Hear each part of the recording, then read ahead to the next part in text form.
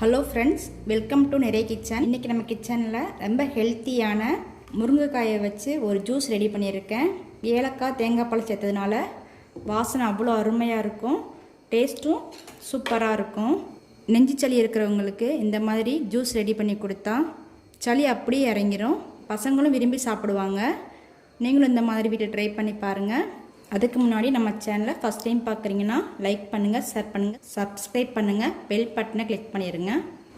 இந்த அளவில் ஒரு 3 முருங்கைக்காய் எடுத்திருக்கேன். விளைஞ்ச காயை எடுத்து இந்த அளவுக்கு சின்ன சின்ன பீஸாக கட் பண்ணிடுங்க. இந்த அளவுக்கு நல்லா கட் பண்ணிட்டேன். கட் பண்ண முருங்கைக்காயை வேக வச்சு எடுத்துக்கிடணும். கட் பண்ண முருங்கைக்காயை வேக வைக்கிறதுக்காக ஒரு பாத்திரத்தில் தண்ணி ஊற்றி வச்சுருக்கேன். தண்ணி ஹீட் ஆனதுக்கப்புறமா கட் பண்ணி வச்சுருக்கிற முருங்கைக்காயை சேர்த்து நல்லா வேக வச்சு எடுத்துக்கிடணும். இந்த மாதிரி முருங்கைக்காய் சேர்த்துட்டு மூடி போட்டு நல்லா மூடி வச்சுருங்க. ஒரு 10 நிமிஷம் அளவுக்கு முருங்கைக்காய் வெந்து வரட்டும். காய் நல்லா வெந்துருச்சு பாருங்கள், நல்லா பிரிஞ்சு வந்துருச்சு. இப்போ அடுப்பு ஆஃப் பண்ணிவிட்டு நல்லா ஆறட்டும். காய் ஆறுறதுக்குள்ளே நம்ம தேங்காய் பால் எடுக்கணும். ஒரு தேங்காய் எடுத்து 2ஆக உடச்சி அரை மூடி தேங்காயை இந்த மாதிரி சின்ன சின்ன பீஸாக எடுத்திருக்கேன். இப்போ மிக்சி ஜாரில் போட்டிருக்கேன். அது கூட 2 ஏலக்காய் வாசனைக்காக. இதை நல்லா அரைச்சி முதல் பாலை எடுத்துக்கிடணும். தேங்காய் பால் எடுத்துகிட்டு வந்துட்டேன். நல்லா முதல் பாலை எடுத்துக்கோங்க, அப்போ தான் ஜூஸ் நல்லா டேஸ்ட்டாக இருக்கும். இந்த மாதிரி நல்லா திக்கான பாலை எடுத்துருங்க. அடுத்ததாக காய் நல்லா ஆறிடுச்சு. இப்போது காயில் உள்ள சதப்பகுதியை மட்டும் எடுத்துக்கிடணும். இந்த மாதிரி ஸ்பூன் வச்சு எடுத்திங்கன்னா இந்த சதப்பகுதி மட்டும் தனியாக வந்துடும்.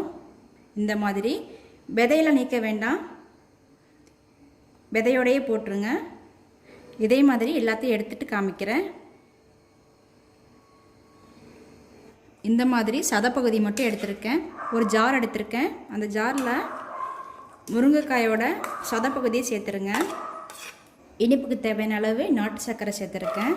ஒரு 3 ஸ்பூன் அளவுக்கு நாட்டு சர்க்கரை சேர்த்துருக்கேன். நம்ம தேங்காய் பால் எடுத்துருக்கோம் பார்த்தீங்களா, அந்த பாலை சேர்த்துருங்க. நல்லா அரைச்சி எடுத்துகிட்டு காமிக்கிறேன். நல்லா அரைச்சிட்டு வந்துட்டேன்.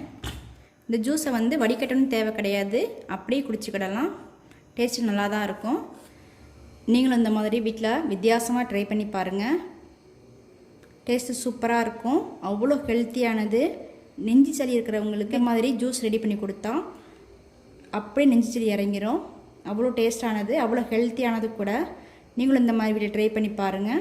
இந்த வீடியோ பிடிச்சிருந்துச்சுன்னா வீடியோ ஃபுல்லாக பார்த்துட்டு லைக் பண்ணுங்கள், ஷேர் பண்ணுங்கள், சப்ஸ்கிரைப் பண்ணுங்கள், பெல் பட்டனை கிளிக் பண்ணிடுங்க.